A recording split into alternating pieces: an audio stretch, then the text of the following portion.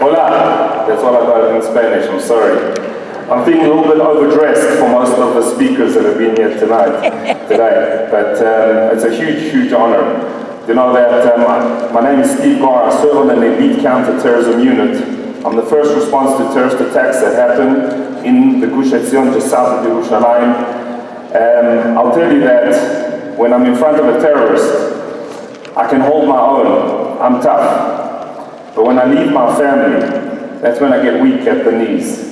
You know that, Baruch Hashem, I have a beautiful family. I have a gorgeous wife, 5 beautiful children, my 4 boys, and my little girl, my rose among the thorns. You know that just before I came over here, my unit was called in to do a covert operation in the Gush Etzion. My flight was at 6 a.m. I had to leave to go to the airport. I arrived home at 5 a.m. just in time that I could pack my bags, I could pray, take a shower. And as I'm leaning down on my floor of the lounge, I'm packing my bag, I'm on my knee. I feel these little hands that come across my neck. I get a hug from my son, he's 8 years old. And he hugged me and he said, Abba, Daddy, please don't go. You know, it's very hard for me to leave Israel, to leave my family, to come to a country. It was my first time in Mexico. I don't understand the language, I don't speak Spanish, but I'll tell you that when I first came, I was greeted at the airport by Daniel. I went in to Magen David, into the synagogue. I went to Abdo and Esther. I went into their beautiful home on Shabbat, Friday night. The warmth, the love that I felt. You know that Saul was speaking about little Abdo, reminding me of my little 8-year-old. And when I come over here and I meet incredible people, Shabbat lunch, Liz and Ezra Husni, you know, it's just so incredible that I feel that I'm around family. What Anna did for me to bring me over here, I think it's phenomenal. It's unbelievable what we have, breaking ideas to make this so special. And I must tell you, it's a huge honor for me to be part of it. But I want to say thank you.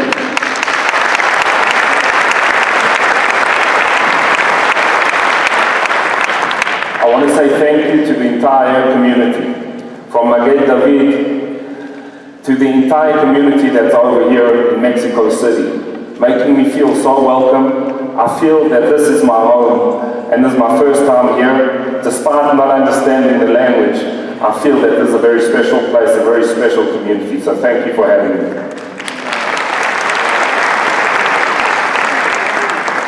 Before I begin, I noticed on the way in over here that we were being protected. I saw bitachon, I saw hatzalah outside. And I just want to say thank you, gracias, to those people that are standing protecting us, that are keeping us safe. I appreciate it.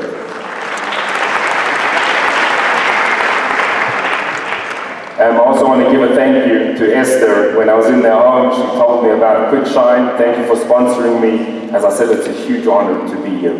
You know that I want you to get a little bit of an understanding, with respect to the Torah scholars, community leaders, ladies and gentlemen. You know that I want you to get a little bit of an understanding what it's like to be on a counter-terrorism unit. Maybe the way that it affects a family. To be on a counter-terrorism unit, we always have to be ready. In fact, when I go to sleep at night, my handgun is under the pillow of my bed. If I get activated, there's a terrorist attack, I don't have time to go and fiddle with the safe. I have to get out fast. I have an assault rifle. My car is always reverse parked. We have a siren on my car. When I take off my boots, these boots I put by the front door of my house when I get home. I tuck the laces inside. If I get activated, I run out of my house. My boots are ready so I can slip in my shoes and get there very fast. You know, being on a counter-terrorism unit, something that I'm not proud about, is that ever since my children were born, they don't recognize who I am without a weapon. It's something, Baruch Hashem, I didn't see here in the streets of Mexico City. When I was walking to the synagogue, you know, where I live in the Gush Etzion, because we always have to be ready, I'm walking a stroller. with my little baby inside, my M16 and M4, my assault rifle is on my back. You don't see this often. Something I'm not proud is that my children don't know who I am without a weapon. But we have to be ready, because at any moment there could be a terrorist attack, and that's why it's an honor for me to serve on this unit to protect Am Yisrael, the nation of Israel. You know what happens?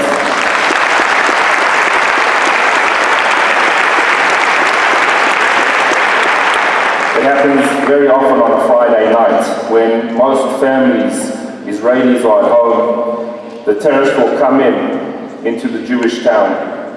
I want you to know that my house on Shabbat is beautiful. My 4 boys, they all wear white shirts.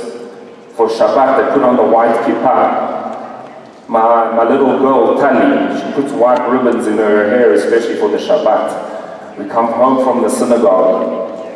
On Friday night, I open the door to my house, I get hit by a smell, freshly baked challah, you know, the bread we have on Friday night. It's just come out of the oven. I come into our home, there's a white tablecloth, the Shabbat candles are burning. And we have a custom. In my home, we sing Shalom Aleichem. We welcome in the angels. We want them to dine with us. And then I've got a custom. I give each one of my children a blessing.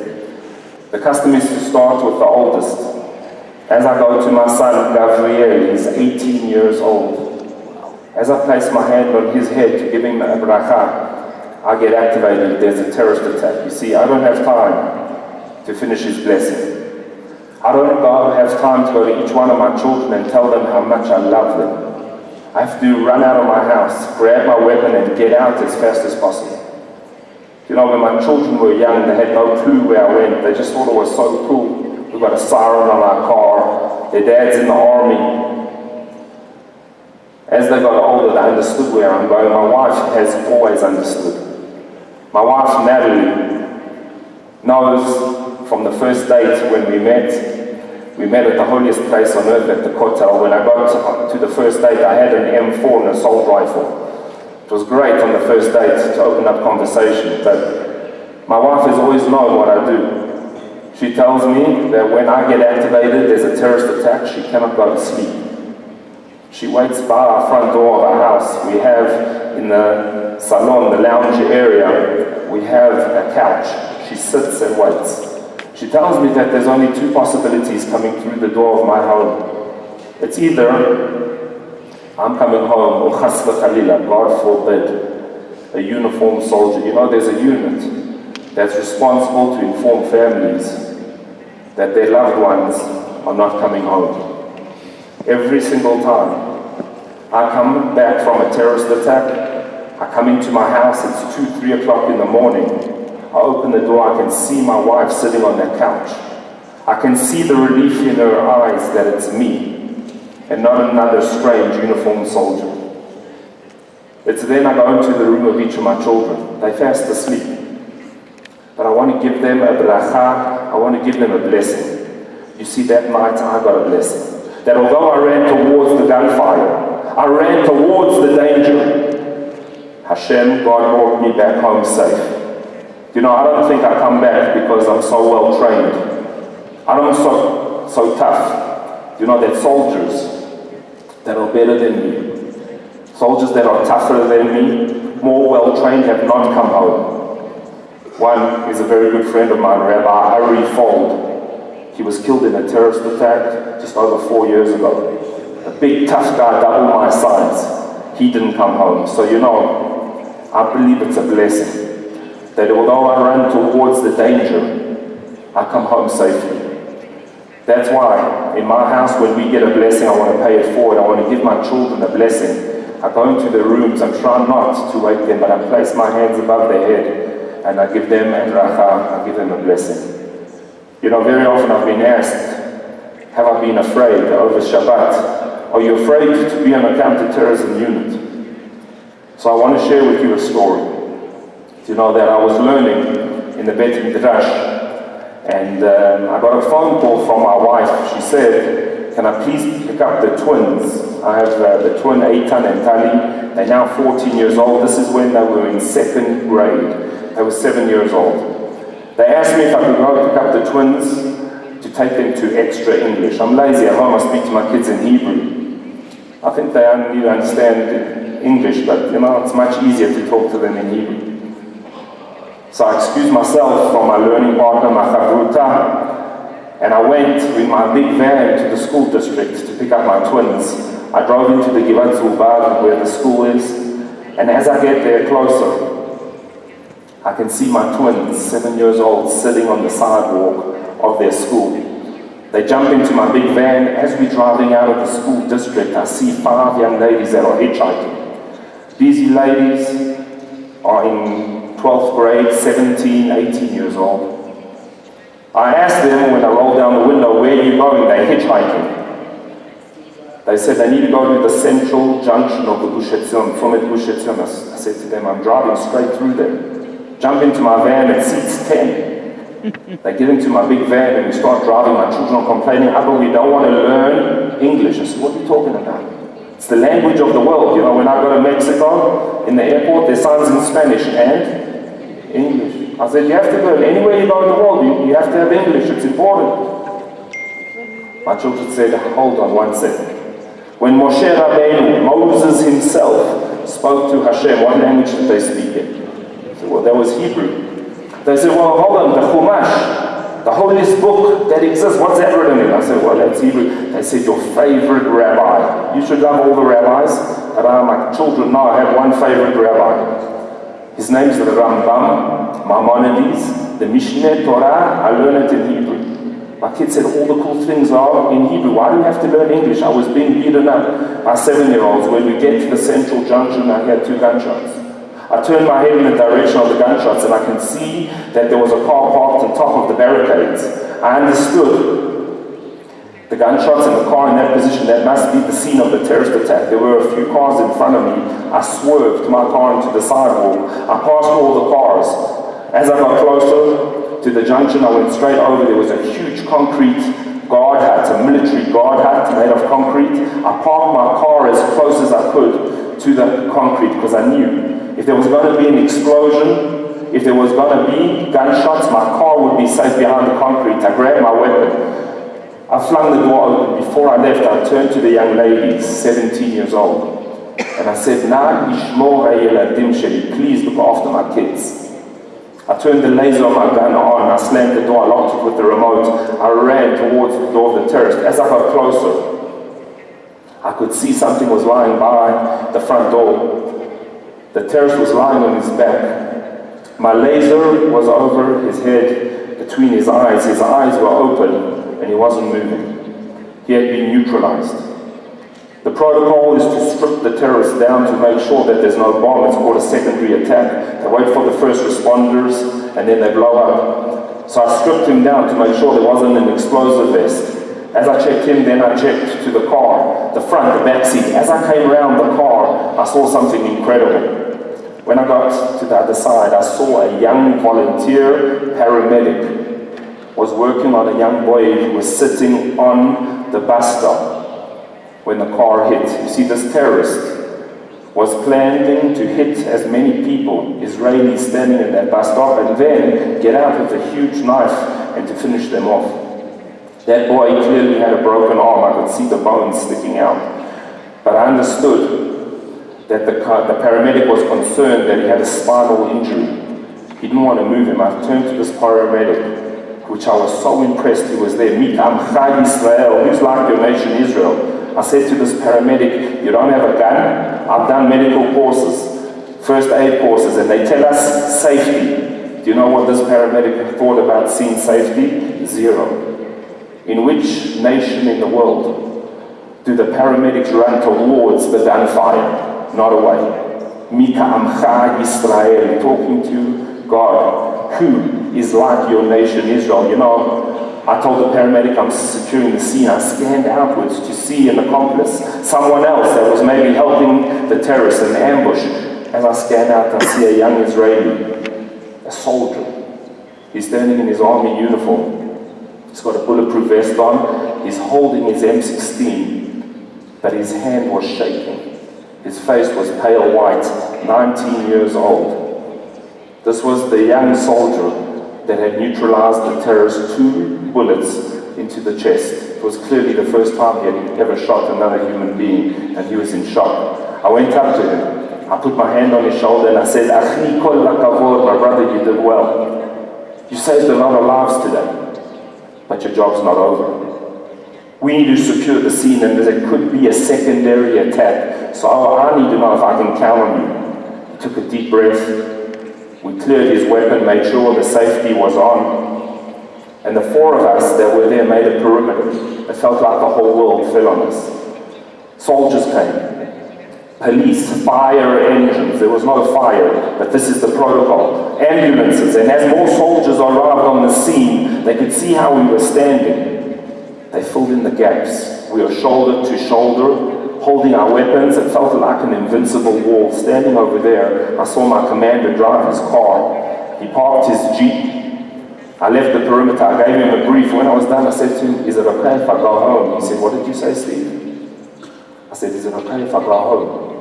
He said, "Steve, I need to explain this to you. This is an active terrorist scene. Secondary attack. Why wouldn't you want to go?" I said, "My car is over there, behind the barricades." He said, "I saw your car. You're going crazy." I said to him, "No, you don't understand. My twins are in the car."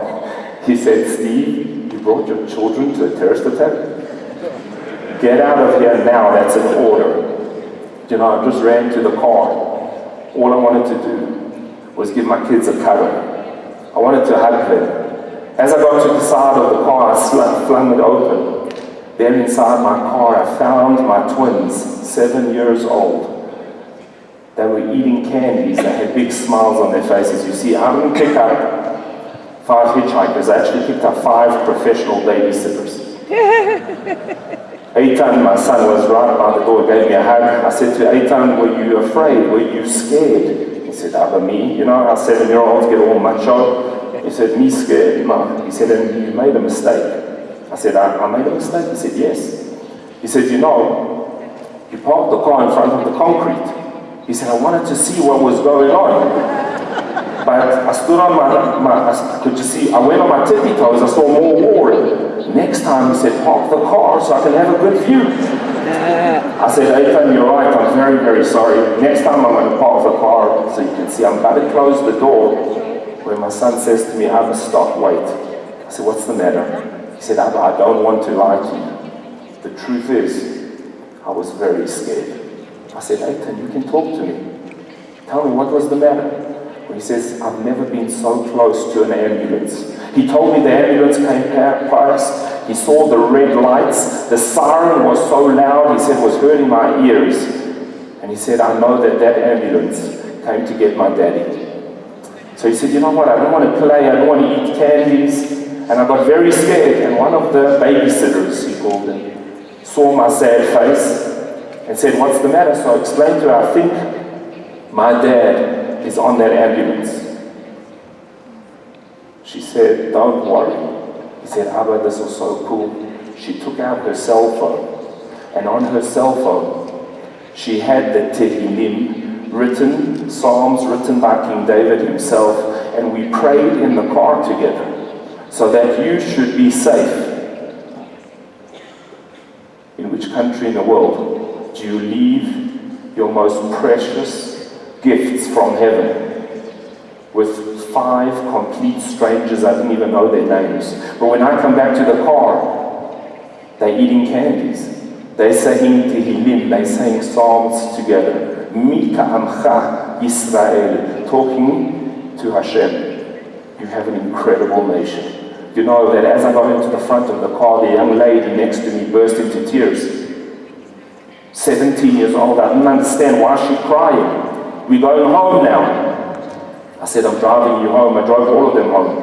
I walked them in, I told their parents how they'd been to a terrorist attack, how they had helped secure the scene. And after doing that, I went to my own home. After explaining to my wife how I'd taken the twins to a terrorist attack, I asked my wife to explain to me the reaction of the young lady in the front seat. You know, the young lady in the front seat, it didn't make any sense. She started crying. My wife is a psychologist. She did her PhD in anxiety disorders, clinical psychology. She knows what she's talking about. She told me a very interesting principle. She said that if someone has a job to do, they can be very emotionally resilient. They can be very tough. She said, when you got out of the car, you stopped being a dad. When you ran towards the car of the terrorist, you became a soldier on a counterterrorism unit. But when you got out of the car, these young ladies, 17 years old, became the guardians, the protectors of our children, and they did their job well until you came back to the car. You see, when you came back to the car, you became a daddy again. And they didn't have a job to do. So that's when the terror, that's when the trauma hit, and that's when she burst into tears. If I can leave you with one message, all of Am Yisrael has got a job to do. The whole nation of Israel is created uniquely. My friend down in Beersheba, she told me the sirens were going off. Tzeva Adom rockets were coming in from Gaza. And she said, you know what? I didn't want to take my little baby, 4 years old. I didn't want to take her to kindergarten. So I kept her home, but eventually after 1 week, no red alerts, no sirens, no missiles, I took her. She said after dropping her off and seeing the smile on her face, I was so happy with my decision. She was in the little caravan, no bomb shelter. But she was so happy to see her friends. I went back to my apartment. As I sat down to have a cup of coffee, Tzeva Adom, there's a red alert. She said, I know I was supposed to go to the bomb shelter, but all I could think about was my little baby. I ran out of the building, down the stairs. I could see people crouching, holding their heads, lying on the street. Some were lying under cars. She said, all I could think about was my baby. I did a flat-out sprint. I reached the kindergarten, and I flung the door open. There in the kindergarten, the teachers had placed all the children. They were lying on their tummies. Their little hands were over their head. The kindergarten teachers were lying on top of them. Human shield. Mika Amcha Yisrael. Who is like your nation Israel? Everyone is unique and special. You know, we need to identify what makes you special. You don't have to be a soldier on an elite counter-terrorism unit. You can be that paramedic who ran towards the gunfire, the 5 young ladies who looked after my children. You could be that 19-year-old soldier that did as he was trained. Not elite, he stopped the terrorist attack. All of us has got a job to do. And when all of us do our job, that's when Am Yisrael is safe. That's when we are strong. And that's when we are united, when we come together. Because when each of us are doing our job, that's when Hashem comes and gives us a cuddle. Gracias, thank you for listening to me.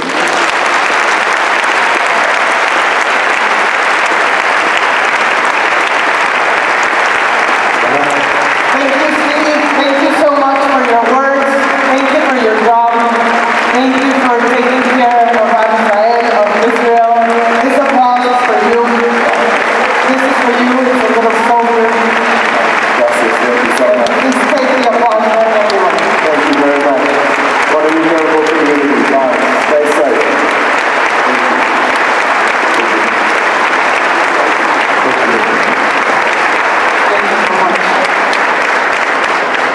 ¿Cómo van? ¿Cómo están?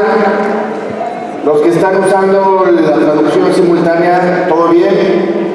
¿Sí? Nos piden que no